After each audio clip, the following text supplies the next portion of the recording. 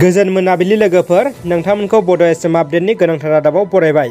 आसा खालामो गासिबो गाहामै दङ। दिनै नोंथांमोननि थाखाय गोदान बर' रादाब लाबोदों। नोंथांमोना गुसुं समावनो मोजां गाज्रि फिसा गेदेर गासै खौरांखौ मिथिनो हागोन। अन्नानै भिडिअखौ जोबजासे नायलांदो। फैदो लोगोफोर बिदिबा दिनैनि खौराङाव। गिबि रादाबाव दङ इउटुब मुलुगाव बर' हारिनिफ्राय गोदान रेकर्ड। दिनै इउटुब मुलुगा सुबुंफोरनि गेजेराव बेसेबां गोजौ जांख्लासिम सहैखो बेखौ बाथ्राजों बुंना फोजोबनो हाया। गोबां सुबुंफोरा इउटुब नायो, गोबां गियान सोलोङो, मिथियैखौ मिथिनो हायो। गासैबो जेंनाखौ सुस्रांनो इउटुबनि हेफाजाब लायो। दिनै नोंथांमोना जेराव थानानै रादाब नायदों बेबो दिनै बिनिनो अबदान।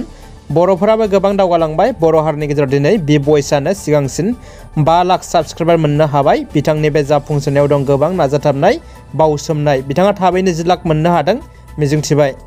नैथि खौराङाव दङ जिनाहारि खालामनानै फोथायनाय दायनिगिरि दुथां फाथा आलिया खारखोमानो नाजानायनि थाखाय पुलिसजों गुलि गावजाबाय। मरिगाव जिल्लानि बुरागावआव थांनाय 20 जुन खालाराव उन्दै हिन्जावसाखौ जिनाहारि खालामनानै फोथायनाय दायनिगिरि दुथां सैयद आली थामहिनबा फाथा आलिया पुलिसनि आवथायनिफ्राय खारखोमानो नाजादोंमोन। आसाम पुलिसआ शुक्रबारनि हरनि समाव फाथा आलिखौ जाथायसालियाव नायबिजिरनो लांनाय जादोंमोन। बे समावनो दुथां फाथा आलिया पुलिसखौ थगायनानै खारखोमानो नाजायो, नाथाय पुलिसआ आथिङाव नोजोर होनानै गुलि गावनानै लाखिनो हायो। पुलिसआ फोरमायनाय बायदिब्ला मरिगाव जिल्लानि बुरिगावआव जाथाय जानाय जायगायाव थांनानै शुक्रबारनि हरनि समाव नायबिजिरनायनि गेजेरजों दुथां फाथाया हासुनो ओंखारदों होननानै अखा हानाय आरो हरनि खोमसिखौ सुबिदा लानानै खारखोमानो नाजादोंमोन। बे समावनो पुलिसआ आथिङाव गुलि गावनानै हमनो हाफिनो। गुलि गावजानानै जोखोम जानाय फाथा आलिखौ हरनि गेजेरजोंनो फाहामथाय होनो गुवाहाटी मेडिकेल कलेज हस्पिटालसिम लानानै फैनाय जादों होननाबो मिथिहोदों। दानिया फैदो थामथि खौराङाव। सोरखारा कर'ना भेक्सिन थुनायनि सायाव गोख्रों नोजोर थिदों। कर'ना भेक्सिन थुजायाब्ला गारि मटर सालायनो हानाय नङा। हादोराव कर'ना जिउसानि गाग्लोबनायखौ नोजोर लाखिनानै कर'ना भेक्सिन थुजानायखौ सोरखारा गोनांथि खालामदों। सोरखारा कर'ना जिउसानि भेक्सिन थुजानायखौ गोनांथि खालामनाय लेखा बे समाव बरपेटा जिल्लानि हान्था मेला बिफाना गारि मटर सालायगिरि आरो हेफाजाबगिरि हेन्डिमेनफोरा कर'ना भेक्सिन लाजानायखौ गोनांथि खालामना होदों। कर'ना भेक्सिन लाजायाब्ला सालायनो हानाय नङा गारि मटर, अट' रिक्साफोर, बास गारि, अट' टेक्सि, मेजिक रिक्सा गारिफोरनि सालायगिरि आरो हेन्डिमेनफोरा कर'ना भेक्सिन थुजायोब्लासो गारि मटरफोरखौ सालायनो हागोन। मख'थावनादि कर'ना भेक्सिन लाजानायनि फोरमानलाइखौ गारि मटर सालायनायाव लोगोआव लाफानोबो बिथोन होदों बरपेटा हान्थामेला बिफाना। बरपेटा जिल्ला हान्थामेला बिफाना कर'ना जिउसानि थासारिखौ नोजोर लाखिनानै मोनसे जथुम मेल जयो। बे मेलनि गेजेरजोंनो बिथांखिखौ लानाय जायो होनना मिन्थिहोदों। बरपेटा हान्थामेला बिफाना कभिड नेमखान्थिनि सायावबो गोख्रों नोजोर लाखिनाय जागोन होननाबो फोरमायदों। रायजोआव फिन लांखारनाय जाथाय। बिटिसिनि बारग' मावफुं सोद्रोमा गणेश कछारीनि फंबाय जयन्त कछारी आरो बिथांनि लोगो कुशल कलिता मोनखौ थांनाय बुधबारखालि गुवाहाटी लख्रानिफ्राय सिनाय मोनै दुथांफोरा लांखारदों। लांखारनायाव जिनेले उदखारि आफादनि आखाइ थानायनि सन्देह खालामदों। मिथिनाय बायदिब्ला लांखारजानाय जयन्त कछारी आरो कुशल कलिताया टिकानि खामानि मावोमोन। जाथायनि सायाव नखरनि सोद्रोमाफ्रा गरसक थानायाव 423/21 IPC 365 नम्बरनि मोनसे केस थिसनबाय। गोजोनथाव खौरां। बर' लाइमोनफोरखौ पेरामिलिटारियाव सोसननाय थांखिजों बिटिआर खुंथायनिफ्राय आगु रिक्रुटमेन्ट ट्रेनिं होदों।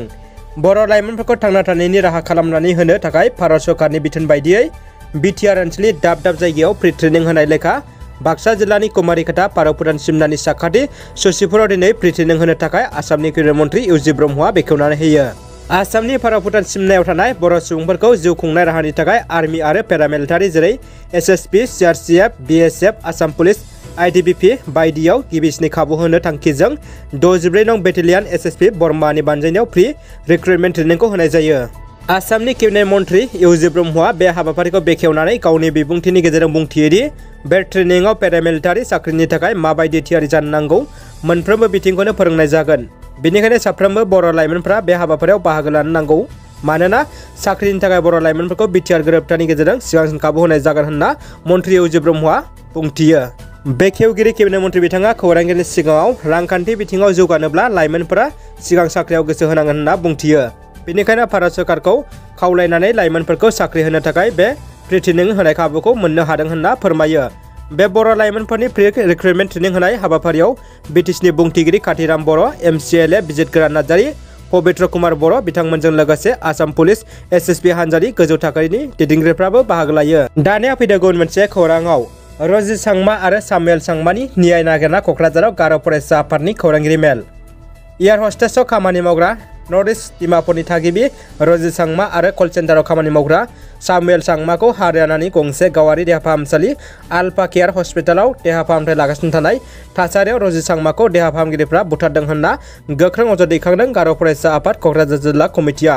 शुक्रबाराव क'क्राझार प्रेस क्लाबाव खुंफुंनाय मोनसे खौरांगिरि मेलाव क'क्राझार जिल्ला कमिटि गार' फरायसा आफादनि गाहाय नेहाथारि स्टारसी सांमा आरो आफादगिरि मिस्टेन आर मारागा बुङोदि सा सानजानि रायजोनि सुबुंफोरनि सायाव इनाय अयथासार खालामनाय आरो खारसि बेरसि बुथारनाय जाथायनि सायाव आसाम सोरखार आरो भारत सोरखारा आयेननि गेजेरजों रजि सांमा आरो सामुएल सांमानि बुथारनाय जाथायनि सायाव गोख्रों संदाननांगौ आरो जाथायजों लोब्बा थानाय दायनिगिरिफोरखौ आयेननि गेजेरजों हमनांगौ होनना गोख्रों दाबि दैखांदों।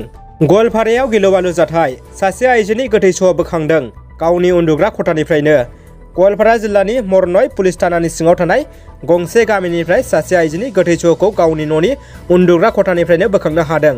आइजोनि गोथै सहखौ 52 बोसोर बैसोनि फुथुलि दुबि होनना सिनायथि होदों। दिनै फुंनि समाव साखाथिनि सुबुङा गोबाव सम जानायलाय दरजाखौ बुनानै गाबज्रिदोंमोन, फोजादोंमोन, नाथाय दुखुनांथावनादि गोबाव समनि उनाव जेबो फिननाय मोनैलाय उन्दुग्रा खथाखौ बुखावनानै नुनो मोनोदि थैजों सुग्लाबनानै बिसिनायाव गोग्लैना थानाय थासारियाव। साखाथिनि थागिबि सुबुंफ्रा फोरमायनाय बायदिब्ला दुथांफोरा प्लानिं खालामनानै फोथायनाय जादों होननानै सन्देह खालामदों। जाथायखौ लानानै मरनय पुलिस थानायाव खौरां हरनाय जायो। पुलिसआ पस्टमर्टम खालामनो गोथै सहखौ लांनायबो जाबाय। बे समाव पुलिसआ पस्टमर्टम रिपर्ट फैनायनि उनावसो गुबै जाथाया सोराङाव फैगोन होननानैबो फोरमायो। बेराफारसे साखाथिनि थागिबि सुबुंफ्रा बे जाथायखौ लानानै गोजौ थाखोनि नायबिजिरनानै दायनिगिरिखौ हमनानै साजा होनो थाखाय दाबि खालामदों। दानिया फैदो जोबथा खौराङाव। बिटिआरनि चिफ प्रमद बर'आ बिटिआर ओनसोलखौ गोख्रै जौगाखांहोनांगौनि थांखिजों भारतनि आबहावा हाग्रामा मन्त्रि श्री प्रकाश जावडेकर बिथांखौ लोगो हमनानै गुवारै सावरायलायनाय जायो। बिथाङा गाहायाव होनाय थांखिफोरखौ थाबैनो मावफुंनो खोथा होयो। Environment, forest and climate change, बारहावा आरो बायजो हादरारि रांखान्थिजों सोमोन्दो लाखिनानै बिटिआरनि मोजांनि थाखाय खामानि लाबोनाय, बिटिआरनि थाखाय सम्पानि जमायनाय रांखौ बांहोनाय, बिटिआरनि मुलाम्फानि थाखाय कार्बन सिक्वेस्ट्रेशनखौ बाहायनानै रां आरजिनो सुबिदा खालामनाय, इनफरमेशन एन्ड ब्रडकास्टिं, बिटिआरनि रादाब बुथुमगिरिफोरनि थाखाय क'क्राझाराव गंसे रादाब मावख'सालि गायसननाय, बिटिआरनि रादाब बुथुमगिरिफोरनि थाखाय जार्नालिस्ट वेलफेयार फान्ड फोसावना होनाय। रादाबा एसेनोसै आरो रादाबखौ जोबजासे नायनायनि थाखाय साबायखर। लोगोफोर, भिडिअखौ अननानै लाइक, कमेन्ट आरो शेयार खालाम। लोगोसे नोंथाङा चेनेलाव गोदानब्ला साबस्क्राइब खालामना बेल बुथुमाव थुना अलाव होनानै ला, जाहाथे उननि समाव आं गोदान बर' रादाब लाबोयोब्ला नोंथांमोना सिगां नायनो हानाय बायदि। गोजोन्थों।